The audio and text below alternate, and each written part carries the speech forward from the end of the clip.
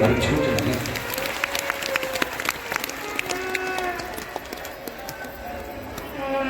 लोग कहते हैं कि बुरा वक्त आएगा तब पता चलेगा, बुरा वक्त आएगा तब मालूम पड़ेगा, बुरा वक्त आएगा तब देखा जाएगा।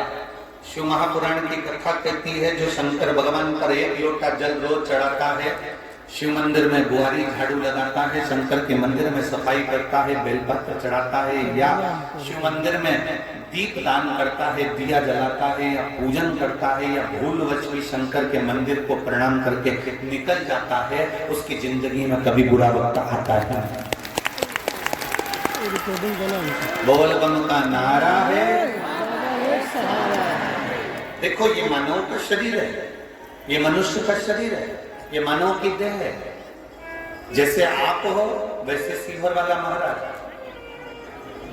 और जैसा सीहोर वाला महाराज है वैसे ही संसार का हर आदमी, हर मनुष्य, हर पुरुष, हर स्त्री पूरी वैसे। कोई अलग से, कोई संत, कोई साधु, कोई गुरुजन, कोई अलग से नहीं टपकता महाराज। माता के गर्भ से ही उसने भी जन्म लिया होता। जैसे आपने माता के गर्भ से जन्म लिया, वैसे हमने माता के गर्भ से जन्म लिया। जैसे आप बचपन में पाले पोसे गए, बड़े हो गए, वैसे हम भी पाले पोसे गए, बड़े हो गए। आप में और हमें कोई अंतर नहीं। आप और हम एक बराबर के हैं, एक बराबर। आप और हमें कोई अंतर नहीं। आपका पेट दुखता है तो हमारा भी पेट दुखता है, आपका सिर दुखता है तो हमारा भी सिर दुखता है, आपका हाथ दुखता है तो हमारा भी हाथ दुखता है, और आपने पढ़ाई करी तो हमने भी पढ़ाई करी। आप भोजन करते हो, हम भी भोजन करते हैं। आप में और हमें कोई अंतर नहीं। स्वास्थ्य सबका गड़बड़ होता है, सब बीमार होते हैं, सब ठीक होते हैं। और हमने पहले भी कथा में एक बात कही है कि जो डॉक्टर होते हैं वो शंकर का एक रूप होते हैं, इसलिए बीमार पड़ने के बाद हम सबसे पहले डॉक्टर के पास जाते हैं। वो शिव का एक स्वरूप है, और जब वो दवाई देते हैं तो हम उसको विश्वास कर कर, शंकर को समर्पित कर कर, कुंदकेश्वर महादेव का नाम लेकर उसको खाना प्रारंभ करते। इस व्यासपीठ ने आज तक आप लोगों को ये नहीं कहा कि आप डॉक्टर के पास मत जाओ, डॉक्टर का इलाज मत कराओ, जांच मत कराओ, ये नहीं कराओ, वो मत, आज तक नहीं बोला। इस व्यासपीठ ने केवल एक बात बोली कि डॉक्टर के पास जाओ, जांच कराओ, रिपोर्टें देखो, दवाइयां दो, और दवाइयां तुम्हारे शरीर में नहीं लगे तो कुंदकेश्वर महादेव का नाम लेकर खाओ, और इसके बाद में शिव जी का चढ़ा हुआ जल पियो, एक बेलपत्र खाओ, और जब बीमारी पे फिर जांच कराने जाओ तो श्री शिवाय नमस्तुभ्यं बोलकर एक बार जांच कराओ, वो जांच अच्छी आएगी। हम विश्वास करें हमारे महाराज।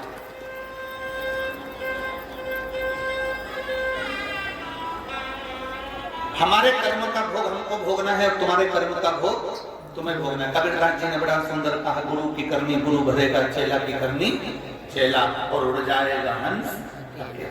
गुरु की करनी गुरु को भरना है, चेला की करनी चेले को भरना है, कोई दूसरा ना भरे।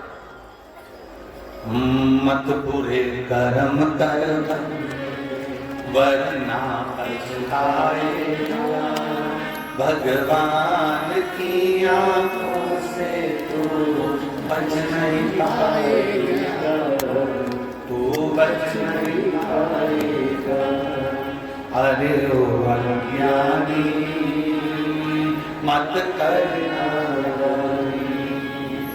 अरे ओ अज्ञानी मत करना,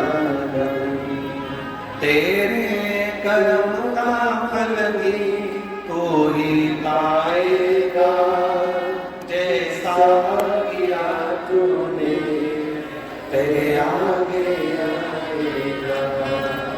मत बुरे कर्म कर बंदे वरना पछताएगा, भगवान की आंखों से तू बच नहीं पाएगा, तू बच नहीं पाएगा। अरे ओ अज्ञानी मत करना, आप दिल से भजो।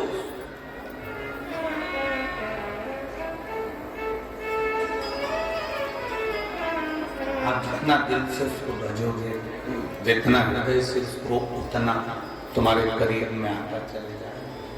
उसको करीब में लाने का तरीका एक ही है, उसको हर पल हर घड़ी याद किया जाए, हर पल याद करो। एक पत्र आया है,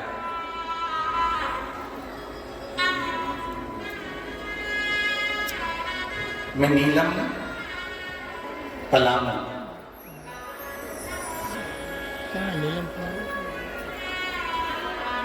डाल्टनगंज